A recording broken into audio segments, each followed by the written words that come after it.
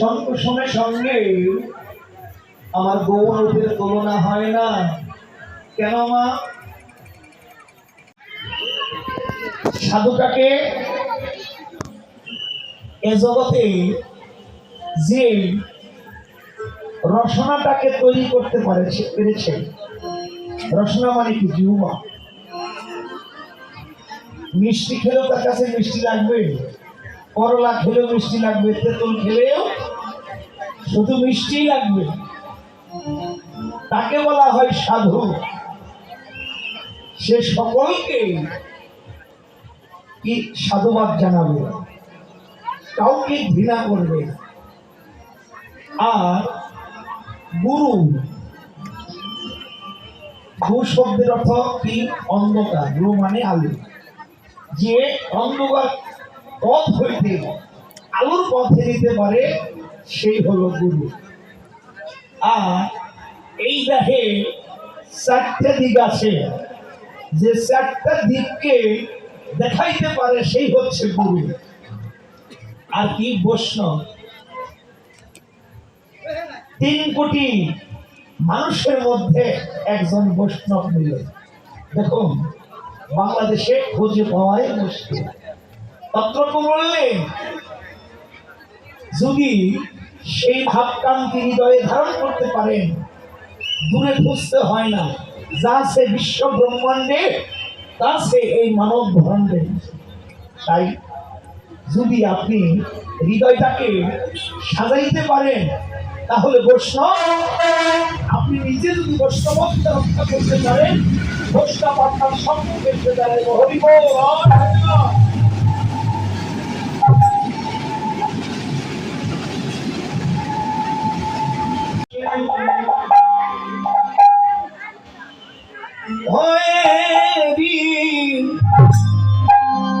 শোধা করো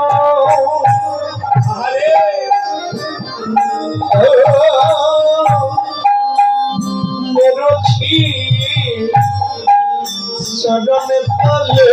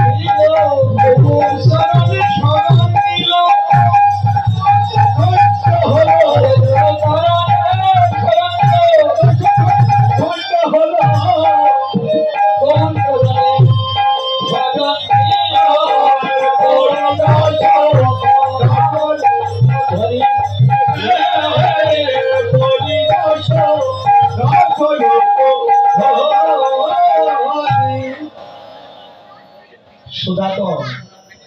সুধাকর মানে কি? চাঁদ। দেখুন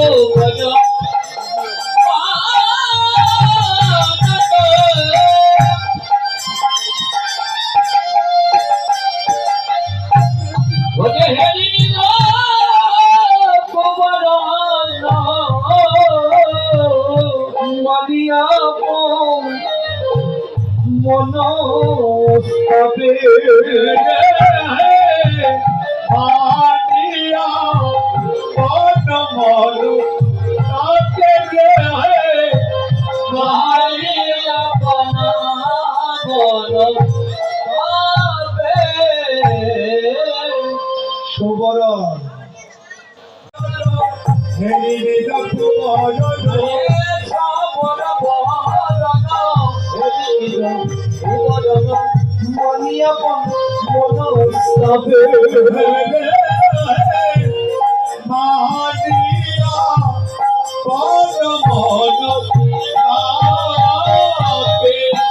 এবার কি করলেন?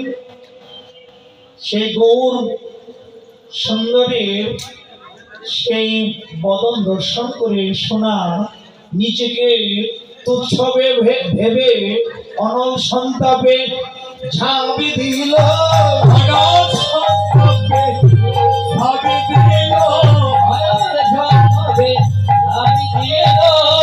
অনলে এসে ঝাঁপি দিল। অনলে এসে ঝাঁপি দিল। অনলে এসে ঝাঁপি দিল। নিজ রূপকে তুচ্ছ ভেবে অনলে এসে ঝাঁপি দিল।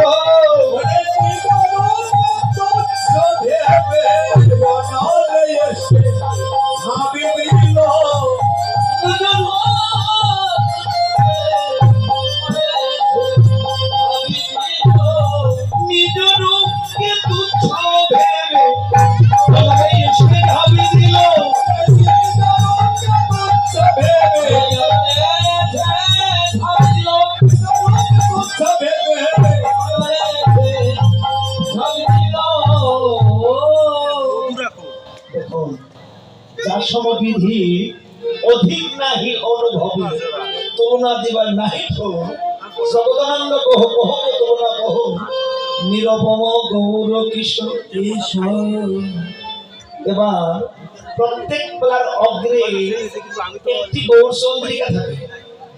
গৌরচন্দ্রিকা স্মরণ মনন করলে এই দেহটা নদিয়াগত হয়। যমুনাতে ডলা নিতে একলা যেও না, তোমায় বারে বারে করিবে ভালো। যমুনাতে ডলা নিতে একলা যেও না, তোমায় বারে বারে করিবে ভালো।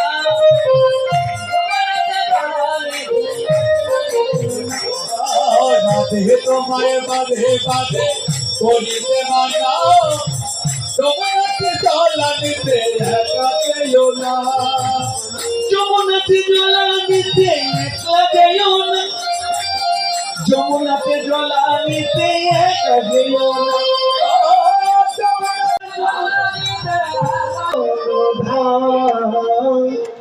বলো রাধে রাধে না,